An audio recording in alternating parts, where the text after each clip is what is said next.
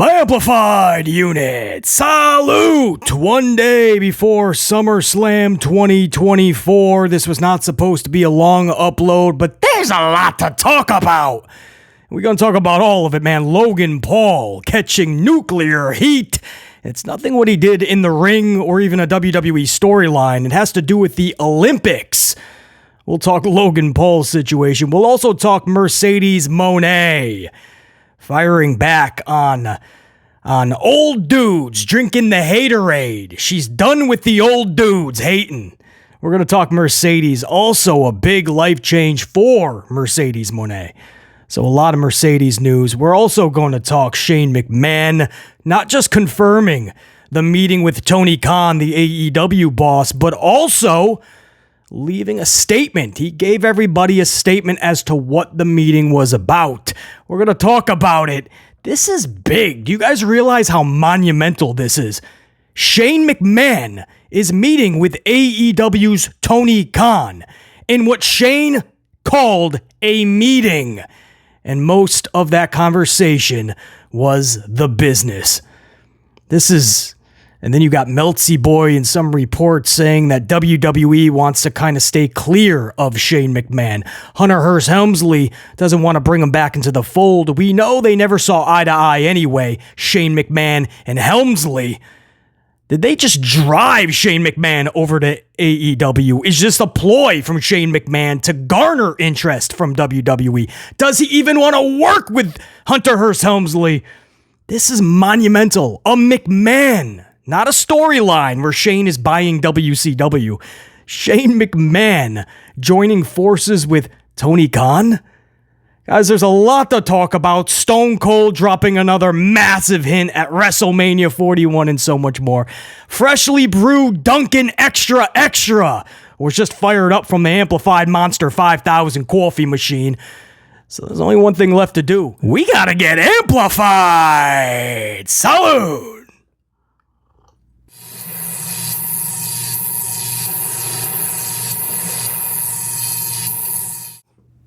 And before we get started, I think I'm going to start with Mercedes Moné because there's a lot to get to as it pertains to Mercedes. But first and foremost, I want to give a shout out over to Jimmy Fingers 19, longtime subscriber to the channel and Gold Card channel member, Jimmy Fingers 19. In yesterday's upload, a super chat, super thanks in the comments, and some good input on SummerSlam 2024. That was a fun upload. I forgot how fun those uploads are. If you guys are longtime subscribers to the channel, we used to do what was called amplified booking. And it was just BC booking the pay-per-views. Like if I had the magic pen, if I was head of creative, how would I book these events? And truth be told, the reason we stopped doing amplified booking is because it became depressing. Because then VKM would put out the actual shows, the actual pay-per-view would be produced, and it was not even half, not even near a quarter of the creativity and the fun that we were putting into it. All of the time, the energy, the effort, the fun, the creativity, all of it. And then Vince was just going out there business as usual. Just collect the payday, put in the 3 hours, get out. No memories or moments that you could pull from the next morning. It was these events more times than not were just beyond forgettable. So then it would come time for amplified booking because there's a pay-per-view every month, basically, sometimes two. And I'm like, well, what are we doing? Why spend the time and the effort if VKM's not doing that? So I literally stopped doing it. I thought about bringing it back when Hunter Hearst Helmsley took control of creative, but I wasn't noticing that much of a difference. There was differences, obviously, a couple two tree from the jump. Some more differences followed, but there was a lot of the same. We'll just leave it at that. So it wasn't enough for me. Still to this day, it's not enough for me to reintroduce amplified booking. But man, it's so much fun. That was a lot of fun just to look at the card and just give you a taste of amplified booking. Just the finishes, right? Just a little bit of creativity is all you need sometimes. So that was a lot of fun, guys. I appreciate you guys. Again, the tube is not pushing these uploads lately. They're still upset with BC because I will not take down Liv Morgan's assets. The thumbnail from last Monday Night's Raw with Liv Morgan. Yeah, you guys know. Well, they didn't like that, and they would prefer that I take it down, and I'm just not going to do that. So they're upset with BC, and they're not pushing the content. They're not putting it in recommendations. But it is what it is. For those that were able to catch that upload, I appreciate that very much. That is some of the best content I like to produce. And we'll start with the more unfortunate side of the Mercedes news, or maybe not so unfortunate for Mercedes. She says, and I quote, finally free. So it sounds like this is a good thing for Mercedes. It's a new beginning. It was long overdue. And she feels finally free. I say unfortunate because you never want to hear these things. You always want the best for individuals, especially for something like marriage. But Mercedes Moné has announced her divorce with her longtime, now ex-husband. They were together for years, and Mercedes says they've been split for a while now, and that's been the burden, is that they've already been separated for a long time. She just wasn't telling anybody. Now, there's reports that say they started splitting in 2020. So that's several years ago, at least 4 years ago. So whether it was before the lockdown or during, it makes sense. A lot of relationships ended during that lockdown. You think you love somebody. You think you want to be with them. And then you're with them 24/7 and you hear yappity, yappity, yappity. And you just want to get away for 5 minutes and have a coffee. Shut up, shut up. And, so you could kind of like the timeline does kind of add up. But Mercedes even confirms like she's talking like not knowing what Vince McMahon would think, so that's why they were really keeping it under wraps. Not just VKM, but that was one of the reasons, right? Like, how is my boss going to take this? How is he going to feel about it? Is he going to look at me different? So she didn't want to tell VK. So that would put this, I mean, that's a couple years ago, guys. I mean, she's still in WWE, obviously. And they were split up, so you're at least going 2022. And again, reports are claiming even 20. I mean, that's a long time to pretty much be separated and just keeping that kind of under wraps as a secret. So that's why Mercedes says, and I quote, I finally feel free. You know, this is a whole new chapter, and it's wild, man. Mercedes Moné. I think the ex-husband worked for WWE. He like did the costumes, the ring attire, like a seamstress, or I don't know, a wardrobeist. I'm sure there's a name for it. I think he was actually a wrestler too. I just never made it big, but he was in the business. He did work with WWE. I don't believe he does anymore. Mercedes Moné has divorced her now ex-husband, or the paperwork is they filed for it or so. He's going to be ex-husband if he's not already. So there you go. We wish everybody involved the very best and everybody happiness going forward. Oh, and also along the same lines, sadly, I really hope this is not true, but there's word around the wrestling campfire that Adam Cole and Britt Baker have also split up. Recently, Adam Cole said he was moving from Florida to Pennsylvania by himself. A lot of fans were like, by yourself? What happened to Britt Baker? And there was no follow-up to that from Adam Cole. So BC didn't think anything too much of it at first. I thought, okay, Britt Baker is from Pennsylvania. So maybe she just wants to be closer to home, family, friends, and Adam Cole is being a good significant other, and he's supporting that. He's making the move with her. A lot of couples do that. But then I also thought, well, wait, Adam Cole is also from Pennsylvania. So if they did split up, this would make sense. You know, usually the woman is going to get the house and you're going to have to find a new place to live. And he's going back to Pennsylvania where he's from. It would make sense. And then I also thought her practice, Britt Baker's dentistry, is in Florida. Unless she is removing the practice from Florida in totality. I mean, that could be a pretty valid report that they possibly split up. And of course, that's huge news because a lot of people, BC included, have such respect for Britt and Adam. We want the best for him. It was just a feel-good story, right? It's one of those couples. It's like, yeah, Adam and Britt. Like, it's just like, yeah, you just know they're going to make it. You know, they're doing it the right way. So that's why that's a big story. If it's true, hopefully it's not. Hopefully it's just one big. Hope they just want to move to Pennsylvania. I don't know why you'd want to go from Florida to Pennsylvania. Usually it's the opposite. But man, yeah, that would be sucky news if that is indeed comes out to fruition. That's right off the heels of Lana and Miro too. Rusev and Lana. It's just one of those couples they were so quirky together, it was just like they just belonged. And then when they announced that they split, it was like, is there anything right in the world? So, man, I don't know. All these couples splitting up. Anyway, this whole upload is not going to be about that, but that's a lot of unfortunate news. But for Mercedes, she's finally free, she says, and we still have to receive word on Britt Baker and Adam Cole, but I'm sure they're going to remain cordial, and they're going to work just fine together in AEW, man. Adam Cole is one of those dudes. NXT, he was like a main event guy. Even for his size and stature, he was like the main event. He was the main event. And ever since he left NXT, it's just not working. And then just crappy luck, too. The injuries, the mismanagement, the poor booking. Nothing seems to be going right booking-wise.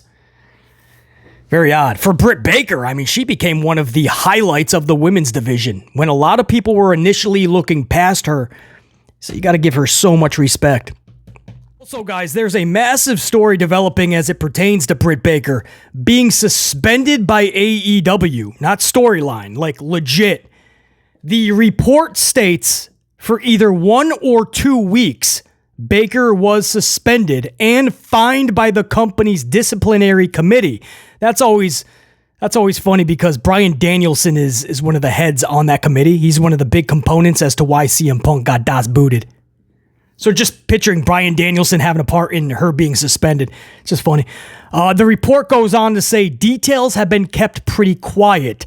The action seems to have stemmed from the July 17th AEW Dynamite, where Alicia Atout, who I believe is dating MJF, Atout heard Baker say something about MJF, which led to a confrontation between MJF and Britt Baker, ultimately resulting in an HR investigation and the AEW disciplinary committee's response of a suspension and fine.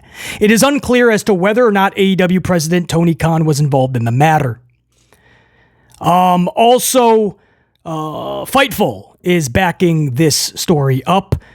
Sean Ross Sapp states that Baker was exercising frustration about MJF in the women's locker room, where Atout was within earshot.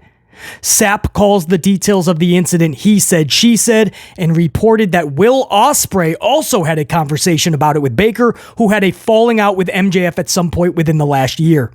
As of now, Baker is still expected to compete at All In. Of course, that's a major match. There's no way that's being pulled. Baker versus Moné.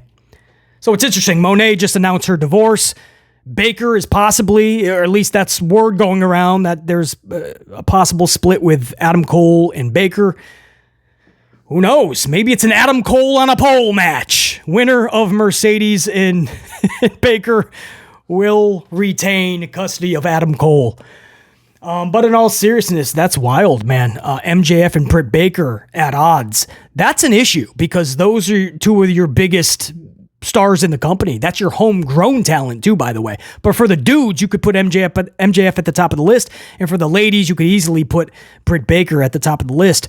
And if there's issues there, and now you have this Alicia Atout and Britt Baker, obviously that's going to lead to more animosity. But that's an ongoing development. We'll be looking out for more details on that, obviously. Moving on. Oh, here's an interesting, man. I can't keep track with all these Fatus. I can't keep this bloodline. It'll be never ending at this point. Zila Fatu is in Cleveland, and he will be attending SummerSlam. He, of course, is the son of Umaga. How many more? It's going to start to get a little confusing. No joke, right? You're going to have a Tama Tonga, Tonga Loa, Tonka Truck, Zila Fatu, Godzilla Fatu, King Kong Fatu. There's so many brothers and cousins, and it's wild. And they're all pretty damn good. That's the thing. None of them you can go, oh, that's only because their family is there, you know? Or like nepotism at its best. It's nothing like, they're all good. Like, if they got a tryout with WWE, you could easily say, yeah, I could see how they made the roster. So it's not like they're not deserving to be there. It's just all at once. I'm trying to keep track. And now you have, don't forget, Hikuleu is still coming in. Now we're talking Zila Fatu, who is still tied with independent promotion. So I'm not saying he's going to appear at SummerSlam, but he did put up a post saying he is in Cleveland. He is supposed to attend, because obviously that's going to be a big night for the fam. But you got to believe it's imminent. You know, his inclusion into WWE. We still haven't seen Hikuleu, but he is supposed to have been signed with the WWE. Jacob Fatu just joined Tamatonga and Tongaloa. Solo is now finally getting some spotlight. Roman's about to come back, along with Jimmy Uso. Jey Uso is going to have to somehow reinsert, and I'm trying to keep track of it all. Zila Fatu is in Cleveland for SummerSlam.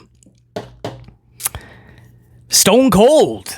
Here's one, man. Stone Cold. Speaking about WrestleMania 41. First, he says, I'm fine staying away from the spotlight and staying right here in Nevada. So he was asked, well, that means no WrestleMania then, right? He says, WrestleMania 41 is in Vegas. That happens to be in Nevada. So he says, I'm happy staying right here in Nevada. I don't need to leave at all. I have plenty of stories. I don't need that spotlight anymore.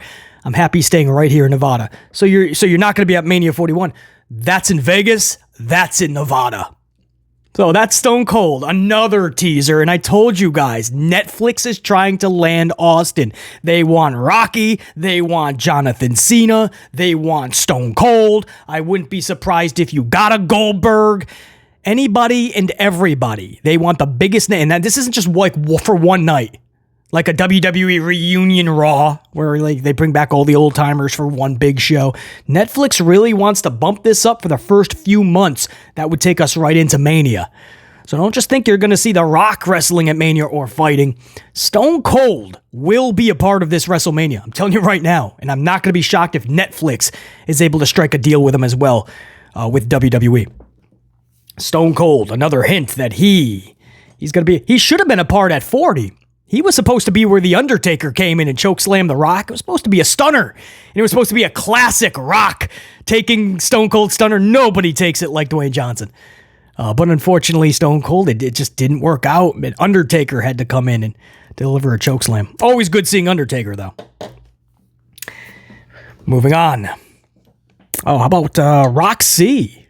Roxy, I knew I liked Roxy a lot. Roxy is trying to get AJ Lee back in the ring. Roxy continues to talk AJ Lee, talking about pestering CM Punk to get her back. Talk to her, get her back here. Punk claims, it's not my decision, I've tried.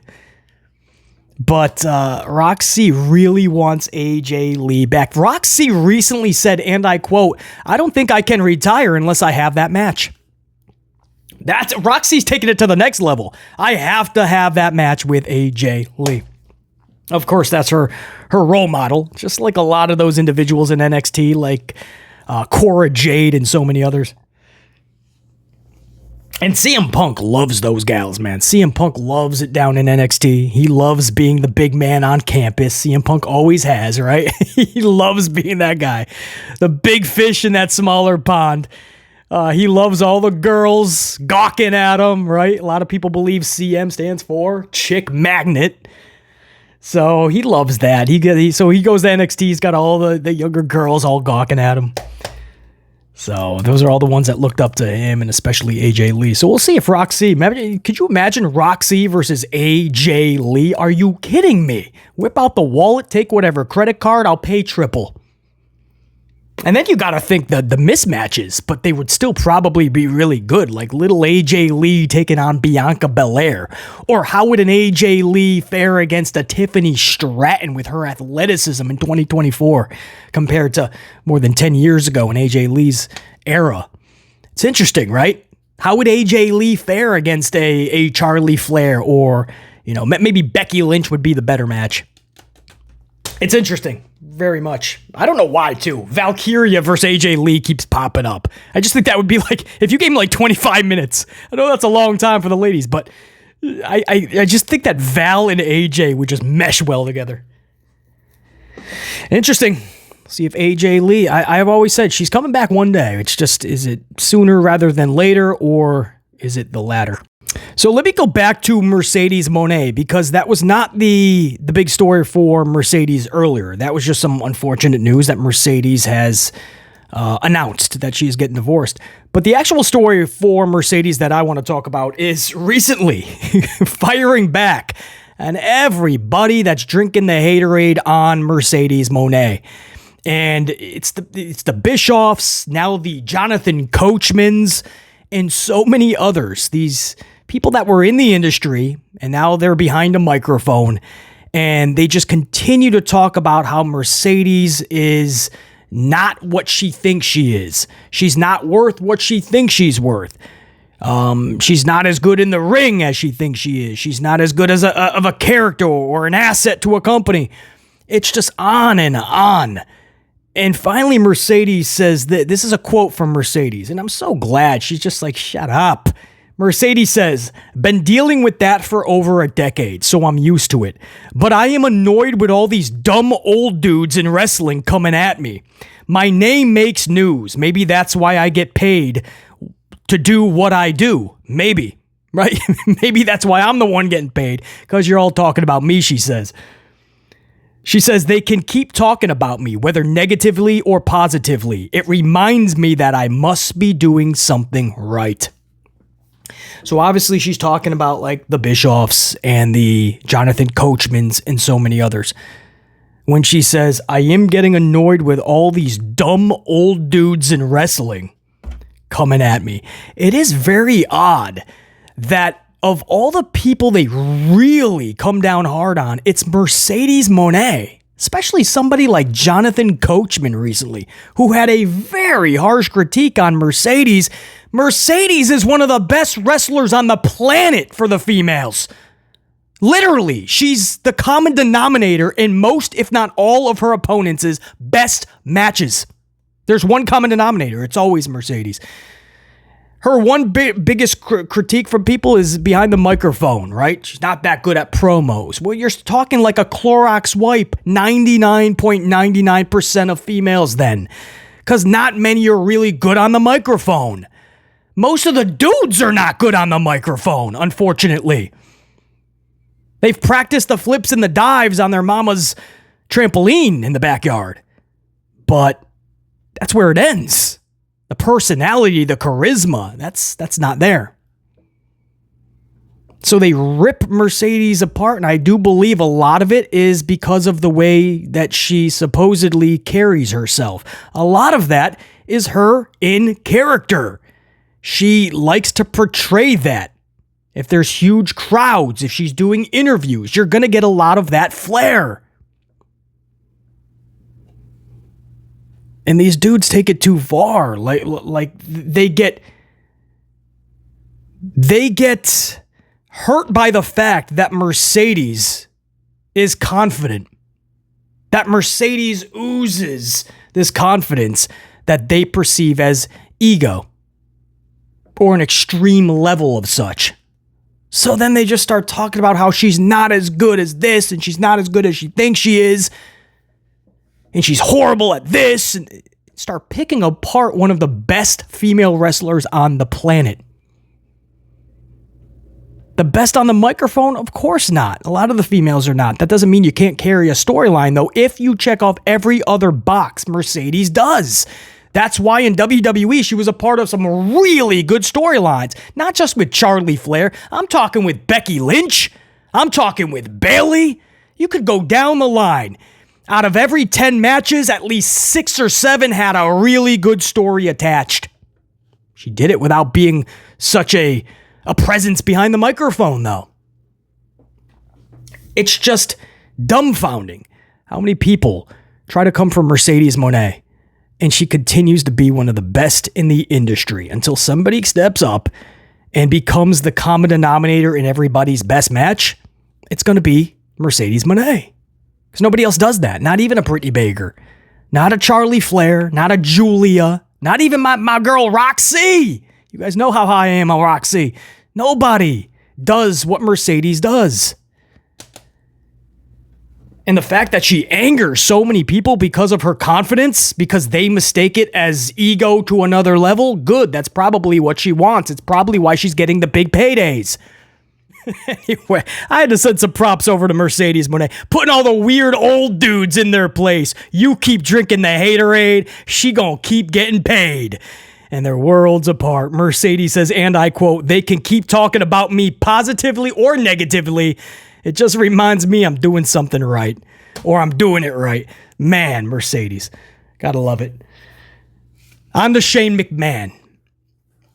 Shane McMahon recently confirmed his meetup with Tony Khan. He had no choice. We saw the photo. And may I say, in yesterday's upload, one of my subscribers made a really good point when he said it looked like a security photo, like TSA or security walked into that meeting room at that airport, knew exactly who that was. Tony Khan and Shane McMahon took that photo and then leaked it to like a Wrestle Talk or a Fightful, or whoever the initial leak was to, because it did not look at all like that was approved by Tony Khan and Shane McMahon. You look at Tony's face, Tony looks like kind of shocked, like who's walking in here. Shane McMahon did not look pleased at all. He's like, what are you doing here? Get out. So that was not a pick that was approved, obviously, or they knew was even being taken. I would not be shocked if Shane and or Tony try to find out who that is and they're reprimanded, maybe even fired, because that was not a pick that they knew was being taken. So now Shane McMahon has to go into damage control. Not EO and Kari and Dakota damage control, PR damage control. And Shane McMahon released a statement, and I quote, Tony and I were connected through a mutual friend, and we had a great meeting. We talked about many things, but mostly about our shared love for the business and the rewards and challenges of working with family. He says, I congratulated him on the 5-year anniversary of AEW, and I look forward to how he evolves the business moving forward. A lot of good insight in that statement. First of all, he says we had a great meeting. Not just, we bumped into one another like Mercedes, which, by the way, when Shane McMahon says today, or Tony and I were connected through a mutual friend, it was funny because Mercedes put up a post saying, I set up that meeting. And you guys remember that it was Mercedes and Shane that bumped into each other at a New York City airport. Here we are a week later at a Arlington, Texas airport, and it's Tony and Shane. So at first I'm just thinking Mercedes was just having some fun, right? Like, everyone's going to think that it was me that set it up because we bumped into each other last week. But it could have been. But it sounds like it's more of an executive, somebody within WWE or was there and now is with AEW, because we heard the report. Shane McMahon sent out feelers with an S. Many individuals Shane talked to kind of see where Tony is at. You know, would he even be interested in bringing him in? What's his ideas? And those reports, I told you guys, they were reputable. Well, here he is meeting with Tony Khan, and he used the word meeting. He didn't just say we bumped into each other and said, let's go talk. And we occupied one of the meeting rooms. No, he says we were connected through a mutual friend and we had a great meeting. This is a business meeting. They're not just, if you really want to talk to Tony Khan and just say, hey, what's up? Congratulations on 5 years of AEW Dynamite. You just give him a ringy ding ding. You send him a little, you send him a text or whatever. It's not you wouldn't meet with him at an airport. This was a meeting. Tony Khan is literally sitting down, coffee in front of him. Shane is being Shane, right? He's got his thought process going, so he's probably pacing back and forth like Shane does. And he admits, Shane says, we talked many things, but mostly the business. Mostly they talked about the business. I gotta believe this is Shane McMahon just pissed at his father's abuse of power, seeing right through the BS of Hunter Hearst Helmsley, and not wanting to work with his sister Stephanie anymore. So he looks over here. It's obvious he likes Tony Khan. He likes the product of AEW, and he's like, maybe we can do something. It's not the end of the world if he does want to. It's just, it's massive. I mean, think about this. This is a McMahon, not a storyline, guys. This is not like he's buying WCW, but it's part of Vince McMahon's storyline. This is Shane McMahon showing up in AEW, opposite of his own brother-in-law, opposite of his sister. That's wild. Anybody that's trying to dilute that into thinking it's not a big deal, that's asinine. This is massive if this actually comes to fruition. And Shane's statement only adds more fuel to that fire. And lastly, Logan Paul, your United States champion from World Wrestling Entertainment, receiving nuclear heat over the last 24 hours. Not for anything he did in the ring, not for any promo he cut, not for any storyline he's in, but for comments made about the Paris 2024 Olympics. Now, BC is an old school alpha. You guys know that. Most of the conversations had in today's world, BC thinks are just absolutely wild to another level. Half of these conversations have to be had, though, for the betterment of humanity and the betterment of the world. I get it. The other half of these conversations, BC is just like, no, not happening, not today. It's just too wild. I don't know much about this, so I'm going to refer you guys to an article from the Men's Journal. This is an article from Stacey Ritson, and this will set up the controversy, why Logan Paul was upset, and the backlash to Paul. So the article says the following. The backlash started this week when Khalif went up against Italian boxer Angela Carini in a match that lasted just 46 seconds before Carini threw in the towel in tears. It then surfaced that the International Boxing Association, also known as the IBA, had disqualified Khalif and fellow boxer Lin Yu Ting of Taiwan from competing in the IBA Women's World Boxing Championships of 2023 over ambiguous testing in which they were found to have competitive advantages over other female competitors. That led to speculation about what kind of testing exactly had been performed, forcing the IBA to issue a statement this week that Khalif and others did not undergo a testosterone examination, but were subject to a separate and recognized test whereby the specifics remain confidential. The article then references the Logan Paul post, where Logan says the following: "The purest form of evil unfolding right before our eyes. A man was allowed to beat up a woman on a global stage, crushing her life's dream while fighting for her deceased father. This delusion must end." That post was since deleted, by the way. The article goes on to say, but after the IOC released its statement defending Khalif and Yu Ting, in a follow-up post, Paul wrote the following, and I quote, Logan says, "Oopsies," capital letters. "I might be guilty of spreading misinformation along with the entirety of this app. Although she's been previously disqualified for failing a gender test and has XY chromosomes, some sources say Aman Khalif was born a biological woman." Logan Paul then says, "I stand by my sentiment that biological men should not compete against biological women in any sport. And if you disagree, you're a sick fuck." This article goes on to say, to be clear, while a previous statement attributed to the former head of the IBA claimed Khalif has XY chromosomes, the results of these tests have not been verified or publicly released. All evidence indicates that Khalif was assigned female at birth. She has never publicly identified as transgender or intersex, and claims about her genetics and testosterone levels are largely speculative. Algeria does not allow for medical gender transition or recognize transgender people on official documents, and Khalif is designated female on her passport. In its statement, the IOC said it was saddened by the abuse that the two athletes are currently receiving.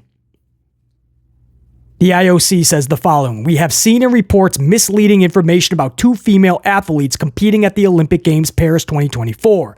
The two athletes have been competing in international boxing competitions for many years in the women's category, including the Olympic Games Tokyo 2020, International Boxing Association, IBA World Championships, and even IBA-sanctioned tournaments. These two athletes were the victims of a sudden and arbitrary decision by the IBA towards the end of the IBA World Championships in 2023. They were suddenly disqualified without any due process. The current aggression against these two athletes is based entirely on the arbitrary decision, which was taken without any proper procedure, especially considering that these athletes had been competing in top-level competition for many years. Woo!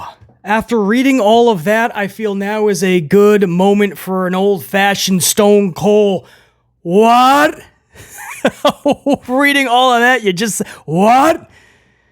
That is a massive story. Even here we are the next day, and this dude's got a big title match tomorrow, and there's fans that are really upset over his beliefs, but there's a lot of people that agree wholeheartedly.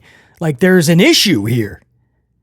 And just because the Olympics allowed this person to compete, the IBA did not release publicly their findings, doesn't mean that their findings weren't there. And if there's an XY chromosome, and I guess from what I'm reading is that's presented in men, then that's an issue. And if people like this Italian boxer, this female, and other females have spoken up afterwards, by the way, and actually showed like bruises that lasted weeks later from this individual, if they're saying they're being hit harder and much more different than every other female, that's obviously a big issue, right? Everyone's going to have to come together and go, wait, something's not right. So I think this is obviously the catalyst to a much bigger conversation. And I don't know if everybody's mature enough to have it. But I know that I don't know enough about it right now, so that's where the conversation's going to end, and that's why I addressed this Men's Journal article. Thank you, Stacy Ritson. I don't know, guys, but Logan Paul felt very strongly. J.K. Rowling, the creator of Harry Potter, she spoke out very angry at what happened at the Olympics. Jake Paul, Logan's brother, Elon Musk, and so many others speaking out about it. But new information is constantly ongoing. So, Marone, after that story, this seems like a good spot to say deuces, ooses. SmackDown in just a few hours. 2 big title matches. Alba Fire and Isla Dawn defending against Jade Cargill, Bianca Belair. Will we hear? And no! Do the titles change hands? For the dudes, you got DIY defending against the Bloodline. Most likely, I don't know. I want to say they're going to win the titles right before SummerSlam, but do they do DIY that dirty? We got to find out. SmackDown in a few hours, and then it is SummerSlam tomorrow night right here live on the channel. Lots of coffee, lots of good conversation, the good, the bad, and the ugly review of SummerSlam live. Until next time, there will be that next time. Top guys, we're all BC saying check you. Peace.